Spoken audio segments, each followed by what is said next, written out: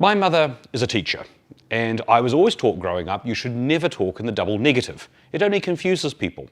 Now, that unfortunately has made its way into the Income Tax Act, particularly when looking at subdivision of land. Works not of a minor nature.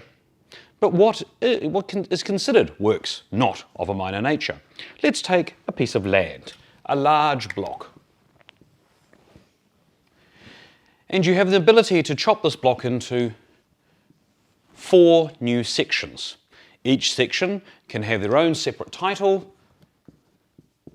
and sold off to third parties, and you make a profit from it. In order to do this, you need to put in a right-of-way, a driveway, and services and amenities such as power, water, electricity, phone lines, that type of thing.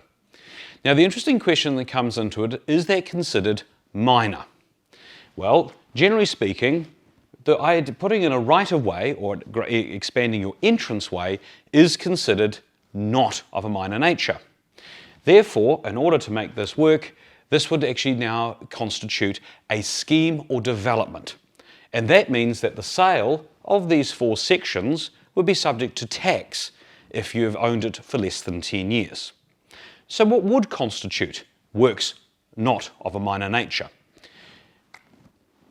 If we were to take the same section and have the proposal for the right-of-way and services to be put onto the plan, and then sell that concept plan to a separate entity to undertake the development, none of that development stage is considered works not of a minor nature.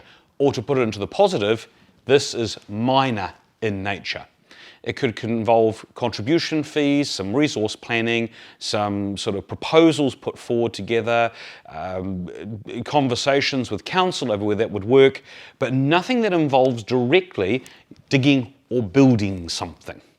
So generally when you're looking at how should I do a subdivision, the first question that comes into, do I need to use a spade to turn some dirt? If the answer is yes, it is likely you'll be caught under the subdivision rules. If the answer is nope, it's all paper, then generally that is works of a minor nature and means that the subdivision may be tax-free to the point of sale to a developer. Always important when it comes to land, the clock is always ticking. Best is to get advice before you start.